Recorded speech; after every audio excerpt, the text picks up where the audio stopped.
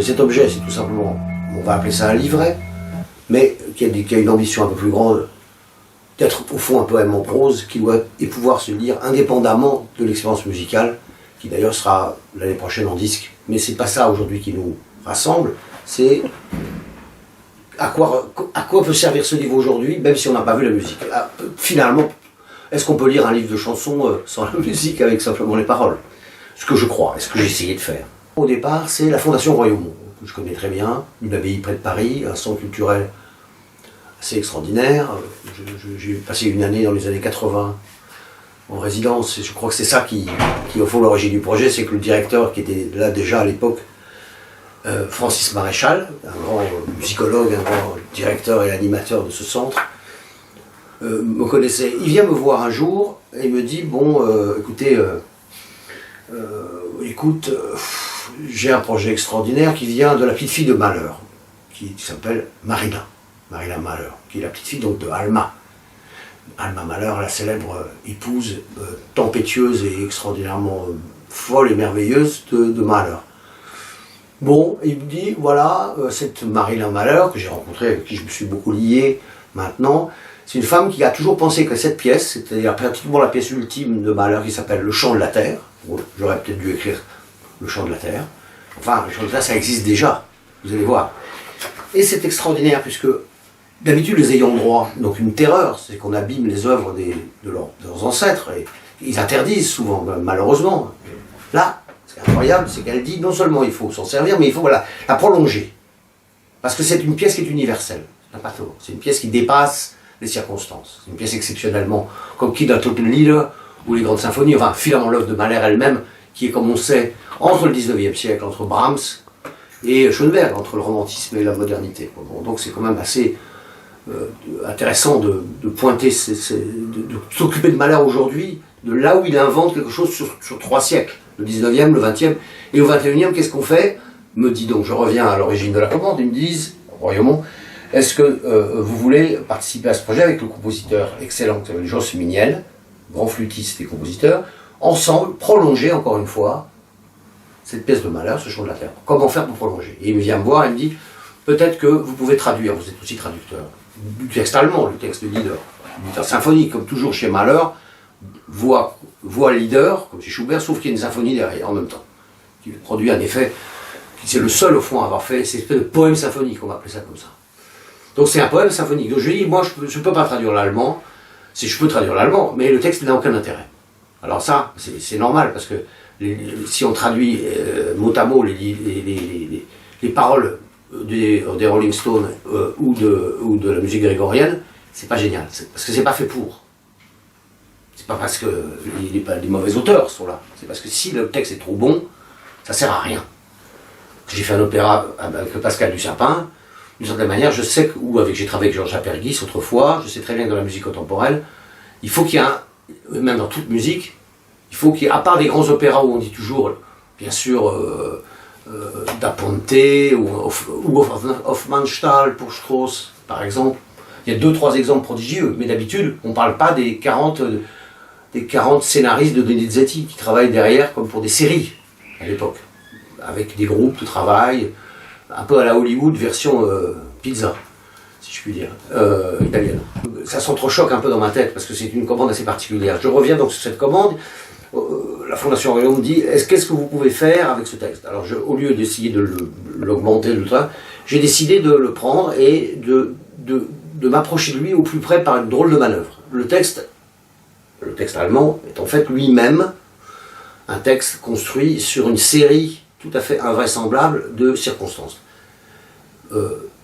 Pour aller vite, un marquis dont j'ai oublié le nom, à la fin du 19e, puis la fille de Gautier, de Théophile, Judith, traductrice, traduisent du chinois des poèmes merveilleux du 7e siècle, des plus grands poètes chinois. Voilà. Ils font ça. Et puis il y a tout d'un coup un Allemand, un poète, qui décide de faire lui une anthologie à partir de ces textes chinois en allemand. Mais il ne connaît pas le chinois. Donc il prend le français. Donc il traduit déjà des poèmes chinois du français. En quoi? C'est là où on se perd un tout petit peu. Il les traduit en allemand. Malheur, si je puis dire, malheur à lui, parce que là, extraordinaire, succès, on le sait, de l'orientalisme. Donc, l'objet lui-même est très beau, le livre d'anthologie de poésie chinoise, etc. Malheur tombe dessus et fait, à partir de cette structure, lui encore un texte. Lui-même, en bricolant le texte allemand d'origine. Bon, bref. On se retrouve avec, comme l'explique très bien, encore une fois, David Christoffel dans ce petit livre, c'est pour ça qu'il est précieux, c'est qu'il n'y a pas seulement le texte, mais aussi son mode d'emploi, on va dire, très amusant, comme un petit roman que je suis en train d'essayer de vous résumer. Alors, ce qui se passe, c'est que donc, je décide ne trouvant ce texte, ne pouvant rien faire, je décide de ne pas prendre de poème chinois, mais de me servir de ce que j'ai déjà utilisé, c'est les psaumes, qui n'ont rien à voir, qui sont des textes j'ai traduit les psaumes pour cette traduction incroyable qu'a organisé Frédéric Boyer chez Bayard. Je traduis les psaumes de l'hébreu, enfin avec de l'aide, parce que je ne suis pas hébraïste, bien sûr. Et on fait une édition de ça, et je me dis, tiens, je vais prendre ça, je vais prendre des bouts de ça. Je vais faire comme j'ai fait depuis toujours, des cut-up, comme on disait dans les années 80. Maintenant, moi, j'écris à la plume et je transpire. Avant, je prenais un coup de couteau, avec un coup de couteau, j'ai découpé un Pléiade. J'en avais pour 10 minutes, c'était différent, c'était l'art conceptuel. Bon, c'est ça qui m'a amené chez POL. C'est pas la littérature, c'est l'art conceptuel. C'est pas un hasard si Sophia n'est pas loin. Bon. Voilà. Et donc, je décide, non pas remplacer, mais pour produire un texte qui va s'avérer beaucoup plus long que prévu. Et je mélange, si vous voulez, ces psaumes, c'est-à-dire je vais piocher, littéralement je relis l'intégralité des psaumes et je prélève des éléments. Et en même temps, comme on le sait, Malheur, enfin on le sait pas, c'est sa dernière pièce, elle est tragique. Parce que lui, il sait, par son cardiologue, qui va mourir. Sa fille, donc il y a une photo. Ici, j'ai trouvé cette photographie merveilleuse où on voit Malheur et ses deux filles. Une photographie extraordinairement émouvante, floue. Lui perdu dans si je puis dire, dans les cheveux de ses petites filles. Il en perd une au même moment, et donc, prémonitoire Kindertoten Leader, hein, mais surtout, à ce moment-là, il sait que c'est fini, il sait que et il fait, c'est son dernier, on le sait, il travaille dans une toute petite maison à côté de la grande, toute la journée, il ne fallait pas le déranger. Alma courait les champs pour enlever les cloches des vaches, pour pas que ça résonne et l'empêche de composer. C'est quand même une belle histoire d'amour aussi. Hein. Voilà, j'essaie de finir, de conclure cette aventure, peut-être par une lecture, peut-être. Hein, ce serait peut-être le moment de vous... Pour simplifier, je prends Mallarmé. Pourquoi je prends Mallarmé? Le tombeau d'Anatole, mon poème favori de trucs, et je mixe entre... Je fais un mixage, comme un musicien au fond, plus que comme un écrivain. Je mixe cette source ancienne, qui remplace donc, le chinois par les psaumes, et cette source moderne, liée à la mort directe, qui est Mallarmé, et je me débrouille. Et puis après, je mets des phrases de mon fils aussi, n'importe quoi, qui je trouve un papier où il avait écrit, qu'il avait dit à 5 ans, même si j'ai une épée, j'ai peur dans le noir. C'est parfait, donc ça après, vous écoutez la radio, quelqu'un dit un truc sur Malheur, justement, et là vous dites, ah bah alors, il n'y a plus qu'à recopier ce qui est marqué. Alors je recopie. Qu'est-ce que c'est recopier? Il y a ça, alors j'ai respecté, on n'aura pas le temps de parler de la musique, c'est dommage, parce que c'est ça l'essentiel, c'est une pièce musicale, elle va être en disque. Alors, le cut-up, Douleur, ça c'est le titre du premier leader de Malheur. Je suis l'arbre, transplanté dans les jardins d'eau, je suis fluide. Mon feuillage est vivant, je me rapproche au ralenti d'un drame. Je suis à la fois ancien et moderne, je me demande qui je suis, je me compose, je me décompose. Ganze Takte nicht schnell, à un temps mais pas vite, asphyxié, tu élargis mon souffle. La tristesse me prend, la tristesse me prend. Si je ne chante pas, si je ne ris plus, alors personne ne saura ce que j'ai dans le cœur. Je prends congé intérieurement de cet enfant adoré. Là, ce serait intéressant, mais ce serait pour l'université. Vous voyez bien qu'il y a un mélange de sources. On ne sait pas du tout, il s'agit pour le lecteur, il ne s'agit pas, c'est pas un texte du tout difficile à lire, ni cultivé, même s'il a l'air comme ça de venir cultivé, mais ça produit, je l'espère, un texte extrêmement lyrique, pour être à la hauteur du lyrisme du Malheur. Je prends congé intérieurement de cet enfant adoré. Ça, c'est leur correspondance de Malheur, cette phrase, à propos de sa fille. Je déplie toutes tes merveilles, ça c'est les psaumes.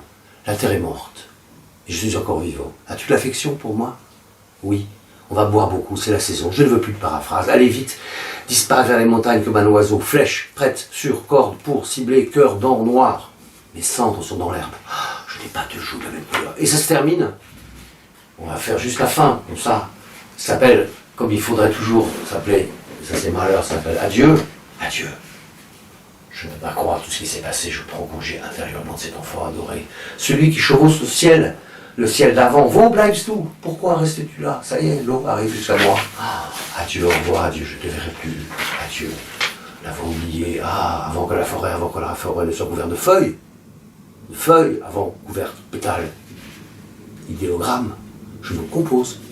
Je me décompose comme un rêve au réveil. Désert en un instant. Je pense au jour d'avant. Ce qui est au fond de la terre s'émeut. Ça, c'est les psaumes. Des fils de soie apparents tiennent lieu de reliure. C'est l'objet oriental, le livre qui va circuler de toutes ses mains à la fin du XIXe siècle. Des fils de soie apparents tiennent lieu de reliure. Le bon sentier en pensée et vie. Et vie, ça c'est le moment plus important dans la pièce de Mahler, le plus célèbre. Terre lourde, presque noire, spät still, la dernière manière, adieu, d'amour et non pas d'amertume, rien que du vent. Das Lied von der Erde, chant de la terre, musique.